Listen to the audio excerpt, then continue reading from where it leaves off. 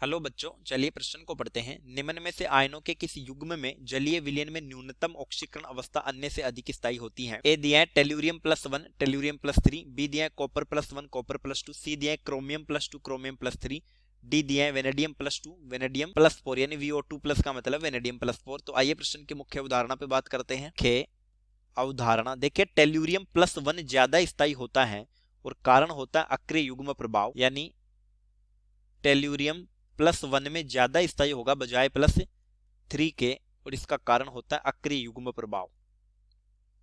अक्रिय युग्म प्रभाव, चलिए समझते हैं अक्रिय युग्म प्रभाव को। देखिए, बोरोन परिवार के तत्व होते हैं boron, aluminium, gallium, indium, tellurium, और इनका बाह्यतम इलेक्ट्रॉनिक विन्यास हो जाता है NH2 NP1।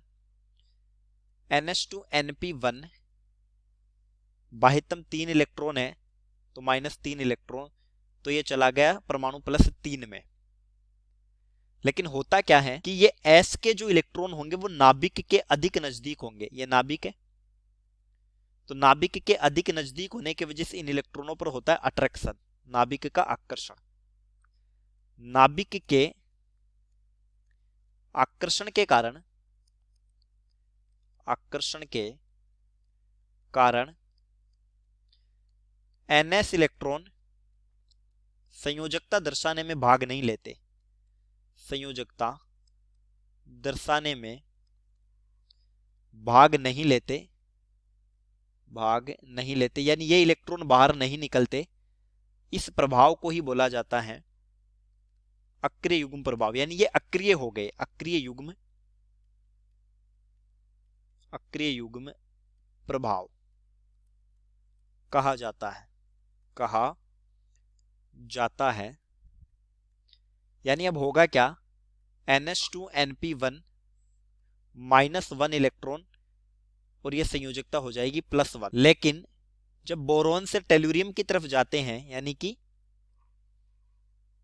वर्ग में ऊपर से नीचे जाते हैं, तो अक्रिय युग्म प्रभाव यानी कि IP इफेक्ट जो होता है वो बढ़ता है, और ये सर्वाधिक जो प्रभाव डालता है वो बॉटम वाले तत्वों पर डालता है। इसलिए टेल्यूरियम +1 ज्यादा स्थायी रहेगा +3 से, क्योंकि S के इलेक्ट्रॉन नहीं निकल पाते। बाकी के लिए +3 ज्यादा स्थायी है +1 से, जबकि टेल्यूरियम के लिए +1 ज्यादा स्थायी है। तो ए हमारा सही उत्तर हो जाता है, ए सही विकल्प है।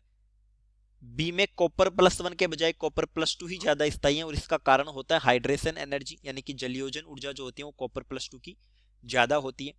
सी में क्रोमियम +3 ही ज्यादा स्थायी है, और इसका कारण होता है T2G विन्यास में 3 इलेक्ट्रॉन होते हैं और EG में 0, यानी कि एक्वस विलयन में D3 ज्यादा स्थायी होता है, और यहाँ पर वेनेडियम +4 ही ज्यादा स्थायी होता है। कि वेनेडियम जब +4 में होगा तो ये अक्रिय गैस का विन्यास प्राप्त कर लेगा, अक्रिय गैस ऑर्गन का विन्यास प्राप्त कर लेता है।